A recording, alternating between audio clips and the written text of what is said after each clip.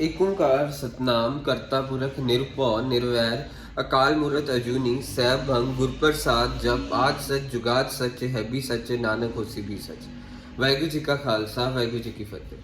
Dear students, in this video I am going to cover very important question of bar diagrams chapter.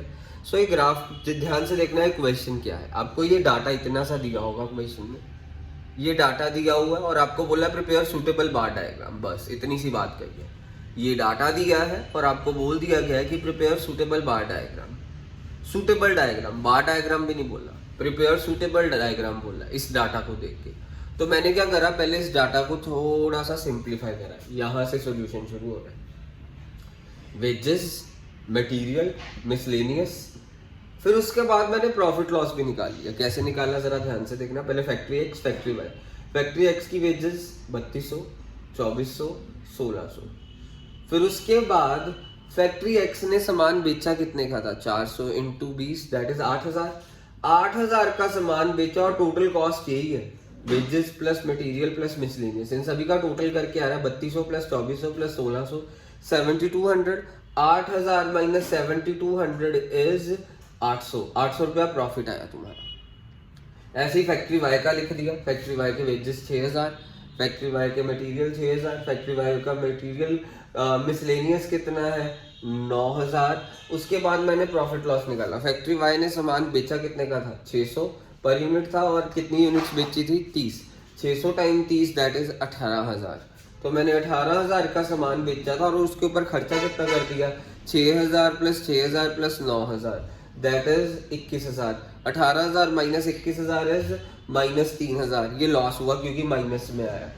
फिर यहाँ पे मैंने per unit wages निकाली। 3200 divided bye per unit खर्चा कितना है, फैक्ट्री एक्स ने कितनी यूनिट्स बेची, 20। 3200 divided by 20 that is 160। Then 2400 divided by 20 120। 1600 divided by 20 that is 80। Then 800 divided by 20 that is 40। ऐसे ही 6000 डिवाइडेड बाय फैक्ट्री वाई ने कितने यूनिट्स बेची, 30 that is 200। 6000 divided by 30 200। 9000 divided by 30 is 300 minus 3000 divided by 30 is minus 100। अब मैं इसको बार diagram में plot करने वाला हूँ। तो अब मैं इसको कुछ ऐसे प्लॉट कर रहा हूँ, पहले फैक्ट्री एक्स का डाटा फिर फैक्ट्री वाई का डाटा। सबसे पहले बार डायग्राम में वाई एक्सिस पे मैंने लिख दिया कॉस्ट मींस कंपोनेंट्स, यानी सेल एंड कॉस्ट कंपोनेंट्स लिख दिए।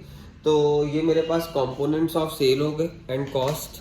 नीचे मेरे पास फैक्ट्री एक्स और फैक्ट्री वाई ऐसे लिखूंगा। सो अब मैं यहाँ पे करने वाला हूँ, यहाँ पे लिखूंगा ये सारा डाटा फैक्ट्री एक्स का है, ये सारा डाटा यहाँ पे फैक्ट्री वाई का प्लॉट करने वाला हूँ। सो अब इसको हम कैसे प्लॉट करेंगे जरा ध्यान से देखिएगा। सबसे पहले फैक्ट्री एक्स का प्रॉफिट 40 था, 40 के सामने ऐसे बार बना दिया। फिर उसके बाद 40 प्लस 80 120 होता है, 120 के सामने लाइन बना दी और बीच में 80 लिख दिया। फिर 40 प्लस 80 120, 120 प्लस 120 240। अब मैंने 240 के सामने देखो लाइन बना दी और बीच में 120 ही लिखा। फिर अब आगे देखिए 40 प्लस 80 120, 120 प्लस 120 240, 240 प्लस 160 इज 400। अब मैंने 400 के सामने देखो लाइन मार दी और बीच में 160 ही लिखा। अब मैं दूसरी फैक्ट्री वाई का आता हूँ। अब फैक्ट्री वाई का पहले -100, -100 नीचे की तरफ होगा ऐसे, तो -100। फिर -100 plus 300 that is -100 plus 300 is 200। अब मैंने 200 के सामने ब्लॉक बना दिया ऐसे और 200 के सामने ब्लॉक बनाया और यहाँ पे बीच में 300 ही लिखा था। -100 plus 300 that is 200, 200 plus 200 is 400। अब मैंने 400 के सामने ऐसे ब्लॉक बना देना। -100 प्लस 300 200, 200 प्लस 200 400, 400 के सामने देखो ब्लॉक बनाया और बीच में 200 ही लिखा ये वाला। अब -100 plus 300 that is 200, 200 plus 200 400, 400 plus 200 600। अब मैंने 600 के सामने ऐसे रेक्टेंगल बना दिया और बीच में ये वाला 200 ही लिखा।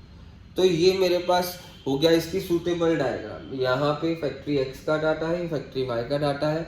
वाई एक्सिस पे मैंने कॉस्ट कंपोनेंट्स लिख दिए, कॉस्ट एंड सेल्स कंपोनेंट्स।